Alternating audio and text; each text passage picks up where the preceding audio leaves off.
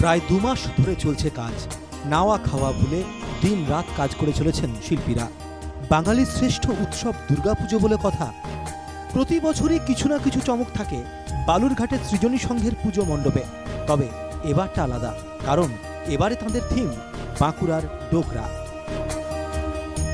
ডোকরার ঘোড়ার সঙ্গে বিভিন্ন মূর্তি, তাতে রং করা। সেই রং শুকোনো, হাতে আর সময় নেই, তাই যে কদিন বাকি রয়েছে তার মধ্যেই শেষ করতে হবে মণ্ডপ সজ্জার কাজ। পুজো মণ্ডপে সাজিয়ে তোলা হচ্ছে আস্ত একটা গ্রামের চালচিত্র। মণ্ডপ সজ্জায় থাকছে ডোকরা শিল্পের 70টি মডেল, থাকছে সানাই বাদক, গরুর গাড়ি, পালকি। পুজো উদ্যোক্তা থেকে শিল্পীরাও বলছেন বালুরঘাটের অন্যতম পুজো হতে চলেছে এবারে সৃজনী সংঘের পুজো। বার্তা বলতে এটা আমাদের বাঁকুড়ার গ্রামীণ রাজবাড়ির একটা অনুষ্ঠান হলে গ্রামীণ যেসব জিনিস নিয়ে সবাই মিলিত হয়ে যে অনুষ্ঠানটা করে সেটাই আমাদের এটা তুলে ধরা হচ্ছে। এর মধ্যে আপনার বিভিন্ন রকমই থাকবে, যে গরুর গাড়ি রয়েছে, আপনার পালকি রয়েছে, তাছাড়া আমাদের যেগুলো বাঁকুড়ার শিল্পদের ওদের নাচ গানের বাচ্চারা রয়েছে। কাজ এবার 2 মাস হয়ে গেল, কাজ এখনো হচ্ছে।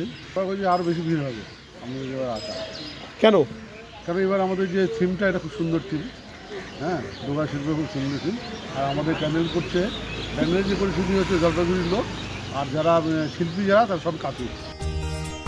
উদ্যোক্তারা বলছেন ডোকরা শিল্প দক্ষিণ দিনাজপুর জেলায় নতুন ভাবনা। এর আগে কখনো ডোকরা শিল্পের সাথে জেলার মানুষের সরাসরি যোগাযোগ হয়নি। সেজন্যই সৃজনী সংঘ তাদের মণ্ডপ সজ্জার ক্ষেত্রে এই শিল্পকেই বেছে নিয়েছেন। পুজো উদ্যোক্তাদের দাবি, প্রতি বছরই সৃজনী সংঘের পুজো জেলার মানুষের কাছে অন্যতম আকর্ষণের কেন্দ্রবিন্দু থাকে। এবারও তার ব্যতিক্রম হবে না। উদ্যোক্তাদের পক্ষ থেকে জানা যায় মোট 70টি এই ধরনের মূর্তি কিন্তু এবারের পুজোর মণ্ডপে শোভাবর্ধন করবে। দক্ষিণ দিনাজপুর থেকে সন্তু দাসের রিপোর্ট, NKTV বাংলা।